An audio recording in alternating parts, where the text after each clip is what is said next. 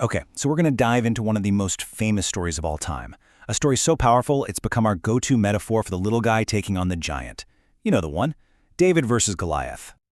It's the story we all think we know, right?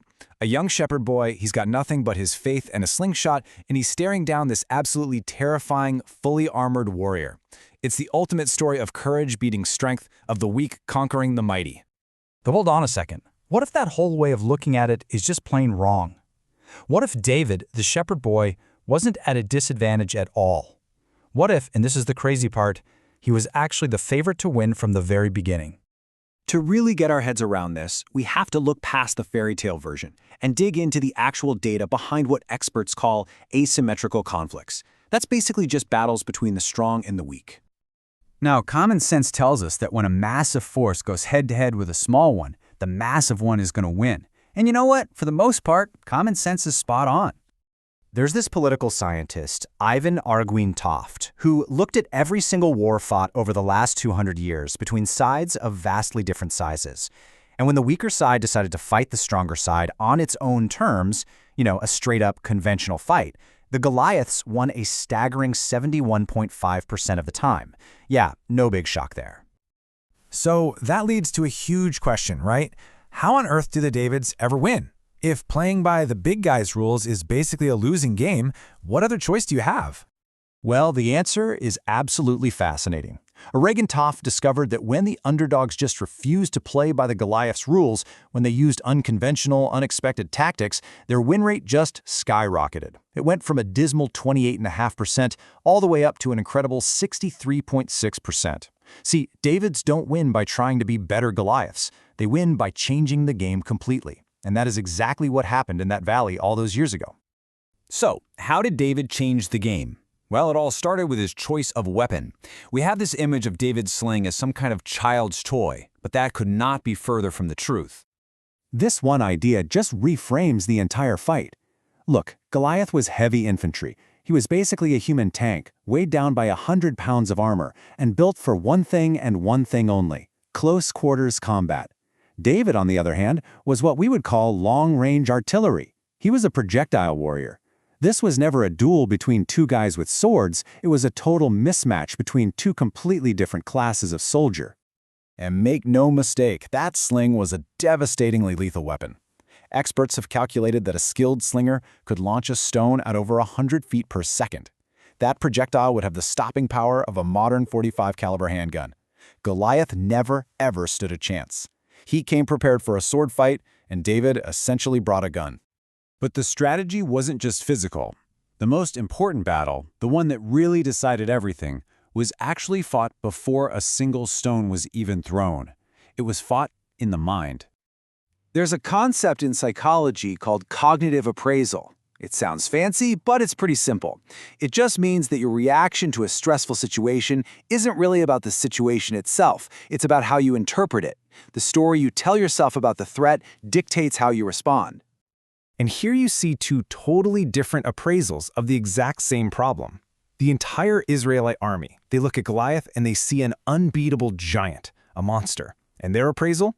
It leads to total fear and paralysis. But David, he looks at the same man and sees something completely different. He sees a big, slow-moving target, not all that different from the lions and bears he'd fought off to protect his flock. And his appraisal, it leads to confidence. This is a perfect example of what the famous psychologist Albert Bandura called self-efficacy. It's that rock-solid belief in your own ability to get things done, a belief that's forged through your past experiences. David wasn't just hoping he could win, he had a whole library of past victories he could draw on for confidence. And you can hear it right here in his own words to King Saul. He's not just boasting, he's running a calculation. He's applying a formula that's already worked for him. He'd taken down big, dangerous predators before, so to him, Goliath was just the next problem in a series. He reframed the threat into something he already knew how to solve. But believe it or not, there's a layer that goes even deeper than this. If we really zoom out, we start to see that this fight wasn't just about weapons or mindset. At its very core, this was a clash of worldviews.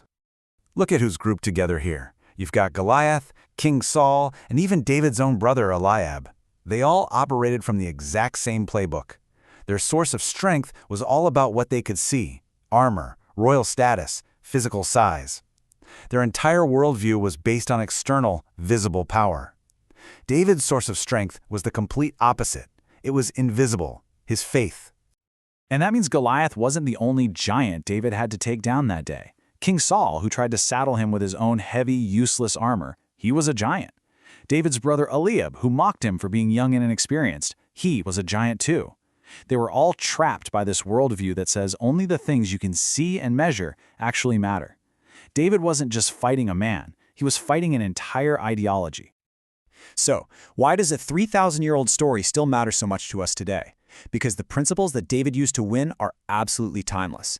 They form a playbook that underdogs and disruptors are still using right now to topple giants. So what does that ancient strategy look like in the modern world? Well, it's pretty much a 5-step playbook for disruption. First, you break the status quo, just like David refused to have a sword fight. Second, you focus on a small niche the giant is ignoring. Third, you use your small size as an advantage. You're faster, you're more agile. Fourth, you are surgically precise with your attack, like that one single stone to the forehead.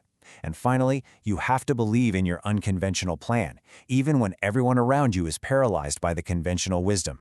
And you see this everywhere once you start looking. Think about Netflix. They didn't try to build more stores than Blockbuster. They changed the whole game by moving online and getting rid of the one rule everyone hated, late fees. Facebook didn't try to beat MySpace at its own game. It launched a super precise, focused attack on one niche, college students, and grew from there.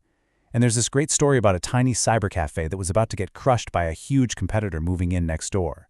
It couldn't win on price, so it won with agility and customer service. They offered free coffee and personal help, stuff the giant couldn't match. And guess what? Their sales grew 150%. It worked. Ultimately, what this all comes down to is that we are constantly blinded by conventional ideas of what power is. We see the heavy armor, the massive size, the big market share, and we get intimidated. But what this story really teaches us is that the true advantages are often hidden. Real power lies in perception, in strategy, and in belief. Which really just leaves us with one final thought. We all face giants in our lives, in our careers, our goals, our industries. The lesson of David isn't just to be brave, it's to be strategically brilliant. Don't fight the giant on their terms. So the next time you face one, what battlefield will you choose?